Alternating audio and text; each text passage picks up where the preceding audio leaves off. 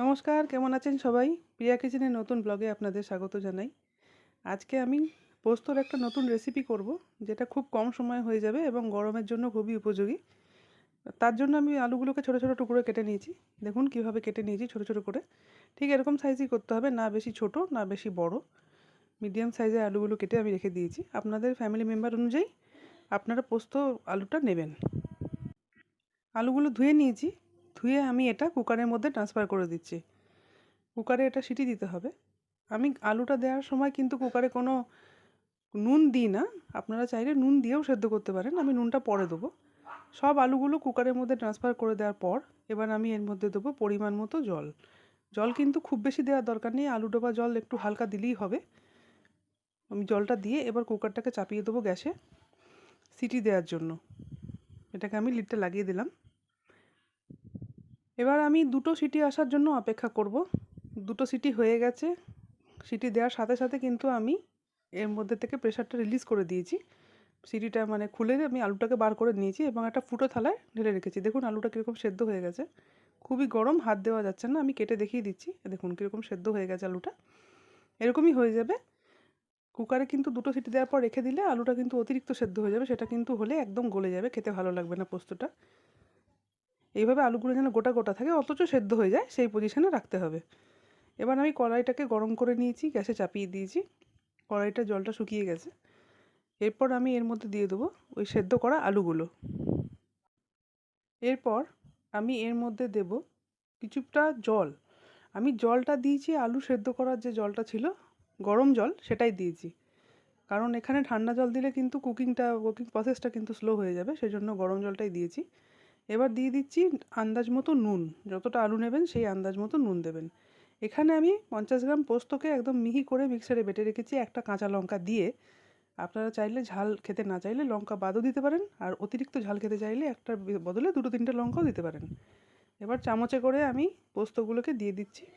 এই অবস্থায় কিন্তু ফ্লেমটা কমানো আছে, গ্যাসের ফ্লেমটা একদম লো করা আছে। পোস্তটা আমার দেয়া হয়ে গেলে তারপর আমি ওটাকে বাড়িয়ে নাড়াচাড়া করব। এখন আমি পোস্তটা দিয়ে দিচ্ছি, দিয়ে মিশিয়ে নেবো খুব ভালোভাবে এটার সাথে। জলটা তো দেওয়াই আছে, জল কিন্তু খুব কম পরিমাণে দিতে হবে। বেশি পরিমাণে জল দেওয়া চলবে না, তাহলে কিন্তু খেতে ভালো হবে না। দেখুন এটা কিন্তু প্রায় অনেকটা হয়ে এসছে। এই জলটা অনেকটাই টেনে নিয়েছে। এবার ফুটেও গেছে, দেখতে পাচ্ছেন কীরকম বাবলস এসে গেছে। এটা কিন্তু হাই ফ্লেমেই আছে এখনও, যেহেতু আমি কন্টিনিউ নাড়াচাড়া করছি সেই জন্য আমি এর ফ্লেমটা কিন্তু কমাইনি। আপনাদের যদি অসুবিধা হয় কমিয়েও করতে পারেন, তলাটা লেগে গেলে কিন্তু চলবে না। পোস্ত কিন্তু খুব তাড়াতাড়ি ধরে যায়, সেই জন্য একটু সাবধানে কাজ করতে হবে। ভাবলাম গরমের দিনে এরকম একটা সিম্পল রেসিপি সবার পছন্দ হবে। আমাদের বাড়িতে এই রেসিপিটা প্রায় হয়, আজকে আপনাদের সাথে শেয়ার করলাম। এটা দেখুন একদম মাখা মাখা হয়ে গেছে। এই পর্যায়ে আমি আরেকটা জিনিস এর মধ্যে অ্যাড করব। একদমই জলটা টেনে নিয়েছে। এবার আমি এর মধ্যে দিয়ে দেবো সেই বাটিতে যে পোস্ত রেখেছিলাম না, তাতে একটু জল দিয়ে গুলে নিয়েছি। কারণ পোস্ত তো খুব দামি জিনিস, আমি নষ্ট কোনো জিনিসই পছন্দ করি না। অল্প একটু জল দিয়ে আমি আবার একটুখানি নেড়ে নেবো। আমাকে কিন্তু ক্রমাগত নাড়তে থাকতে হবে। এই জলটাও কিন্তু একদম পুরো শুকিয়ে যাবে। আগে যেমন শুকিয়ে নিয়েছিলাম, এই জলটাকেও শুকিয়ে নিতে হবে। এই গরমে কিন্তু সবাই একটু সাবধানে থাকবেন, একদম খুব হালকা খাওয়া দাওয়া করবেন, মারাত্মক গরম পড়েছে। এদিকে আমি দেখুন একটা অন্য রেসিপির জন্য গোটা মুগের ডাল নিয়ে নিয়েছি। এই রেসিপিটা আগামী পর্বে দেখাবার চেষ্টা করব। এর সাথে যাবে ছোলার ডাল। 2:1 এটা নিয়েছি। মানে যা মুগ ডাল হবে, গোটা মুগ ডাল, তার হাফ আমাকে ছোলার ডাল নিতে হবে। এটাও পরের দিন আমি দেখিয়ে দেবো আপনাদের। আপনারা প্রত্যেকটা ভিডিও আমার খুব সুন্দরভাবে দেখছেন এবং শেষ পর্যন্ত দেখছেন। এভাবেই আমার সঙ্গে থাকবেন, আমাকে একটু এগিয়ে যেতে সাহায্য করবেন এবং আমাকে আগামী দিনে কী কী রান্না করে দেখাতে হবে সেটাও একটু জানাবেন। দেখুন পোস্তটা কিন্তু জল একদম টেনে নিয়েছে এদিকে। এবার আমি এর মধ্যে অ্যাড করব সর্ষের তেল, কাঁচা সর্ষের তেল আমি দিয়ে দেবো। এটা কিন্তু একদম নামাবার আগে দিতে হবে, প্রথম দিকে দেওয়া যাবে না, তা নাহলে তেলের ফ্লেভারটা কিন্তু আসবে না। এটা দেওয়ার পর অল্প নাড়াচাড়া করেই কিন্তু আমি গ্যাস থেকে নামিয়ে নেবো। এটা প্রায় রেডি। এতে বেশি কিছু লাগে না, দুটো তিনটে জিনিস হলেই এই রান্নাটা হয়ে যায় এবং খেতে কিন্তু খুবই ভালো হয়। আমার বাড়িতে এটা বরাবরই হয় এবং গরমকালে তো একটু বেশিই হয়। এই ধরনের হালকা জিনিসগুলো এখন যদি খাওয়া যায় গরমে, শরীর স্বাস্থ্য ভালো থাকবে।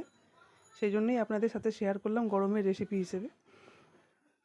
দেখুন আমার হয়ে এসছে পোস্তটা, একদম তৈরি হয়ে গেছে আমাদের পোস্ত।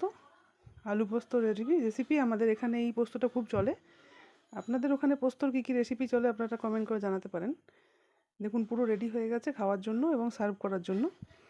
আমাকে এভাবেই এগিয়ে যেতে সাহায্য করবেন। সবাই ভালো থাকবেন, সুস্থ থাকবেন। আমার চ্যানেলটাকে লাইক, শেয়ার এবং সাবস্ক্রাইব করে দেবেন। ধন্যবাদ।